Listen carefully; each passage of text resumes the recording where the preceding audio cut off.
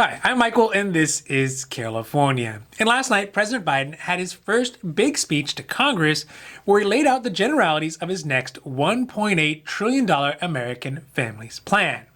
The plan is the second half of the administration's overarching infrastructure plan that is meant to reshape the resources available to low-income families here in America.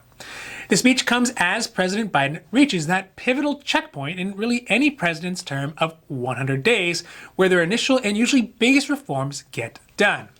This is the time when new presidents usually have the most political capital, the most momentum, and the most moxie to get their big-ticket items passed.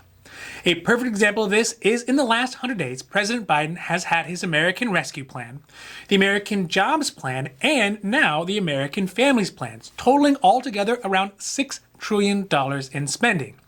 These plans, vast in size as well as in scope, are going to have far-reaching benefits and consequences for generations to come.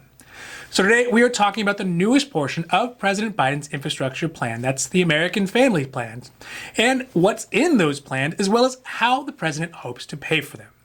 Now, this is your daily dose, and before we get to it, if you like this information, if you find it interesting, if you find it helpful, please don't forget to like and subscribe. That way you can get updates when our newest and most informative videos become available. Interestingly enough, the American Families Plan is the first big proposal that seemed to be a real political policy rather than a plan put together in response to the pandemic. Obviously, the American Rescue Plan was specifically designed with the strong Democratic Party policy undertones to bring America out of the pandemic. This American Families Plan could really stand on its own without the need of a pandemic to spur it on. It is basically a standard Democratic wish list that could have easily come out of a show like The West Wing or House of Cards. In the bill are a variety of things squarely aimed at helping low to middle income families across the country. The plan cost is made up of roughly $1 trillion in investments and $800 billion in tax credits that are meant to span the next decade. This bill, unlike the other two American plans, will be paid more for by increased tax collection and taxation on wealthy American families rather than just borrowing. So again, it is probably the first plan that would have been implemented by President Biden even if he didn't come into office in the middle of a pandemic. Just the short list of things included in the bill are $225 billion towards child care, ensuring families only pay a portion of their income towards child care services, $225 billion for paid family leave and medical leave, $200 billion for free universal pre-K for all 3 and 4-year-olds, $109 billion towards ensuring 2-year free community college, $45 billion towards SNAP, EBT, and summer EBT programs for families to buy food outside of the school year, and $200 billion to make the increased health insurance subsidies that people just started receiving permanent. Also, to make permanent the Child and Dependent Care Tax Credit and Income Tax Credit for childless workers. One of the most notable things about the American Families Plan is the price tag and the rather narrow selection of provisions that are included in it. Most of the things in this bill are Democratic bread and butter type issues: education, healthcare, and family leaves. But also, as I mentioned before, it is going to be the first big plan that squarely lays the cost of implementation on the backs of the American wealthy. Whereas before the American Rescue Plan, it was predominantly paid for by borrowing. The first way that President Biden hopes to get funding for this bill is by beefing up the Internal Revenue Service, that's the IRS. The bill includes $80 billion to improve the agency's ability to keep Americans honest on their taxes. It would be used to get IRS more staff, improve the IRS systems, and try to make it more difficult for Americans to avoid to pay their fair share. The hope is that with this $80 billion in improvements, it will amount to an additional $700 billion more in taxes being collected by the agency in the coming years. Also, it is important to note that a large portion of the increased costs for all of these American plans, including the rescue plans and the family plans, will be paid by simple inflation, which is basically a hidden tax that we are all going to pay, whether you are low, middle, or even high-income Americans. The next change that the AFP would make is to reverse some of the key tax cuts for the wealthy from 2017 that were put in place by the Trump administration. It would raise the long-term capital gains tax to 43.4% and will raise income tax and short-term capital gains tax rates to 39.6% for the highest earners.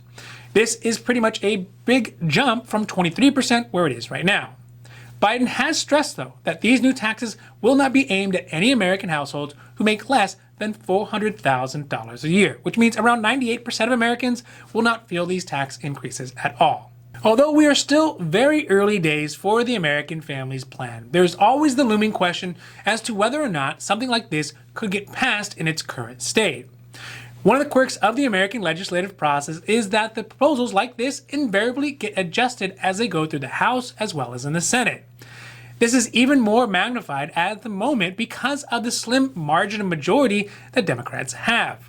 With such a small numerical advantage, every Democratic member of Congress essentially will have a fair chance to make a change to this bill. Not being able to lose really any votes makes it very likely that some changes to this bill will be made.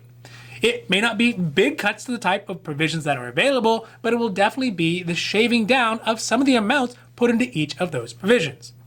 Furthermore, with such a high value put on each Democratic vote, it'll mean that there will be some very heated discussions on the Democratic side between the progressive and the moderate wings who will see the need for this bill from very different standpoints.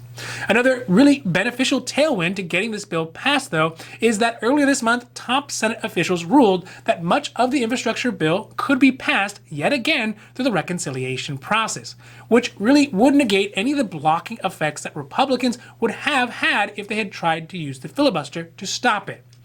By using this reconciliation process, the Democrats will be able to circumvent the filibuster and push through most, if not all, of the proposed provisions that are included in this plan. Overall, when I look at this new provision, I see a couple of things. First is that it is a big push by the Democrats to pick up where they left off when President Obama last left office. Second is that it is a real symbol that politics and the country are getting back to the status quo. It shows that Congress are beginning to get back to their core legislative agendas rather than trying to avoid immediate disaster from a pandemic. So that is all good.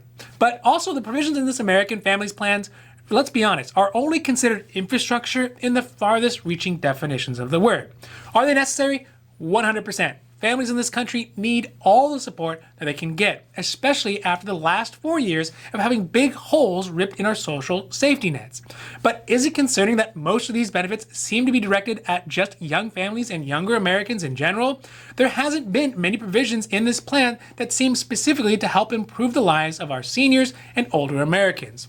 So I guess we are just going to have to wait and get a chance to see at the full version of the plan, see if there was something that older Americans are going to get out of this that were left out of the president's summary.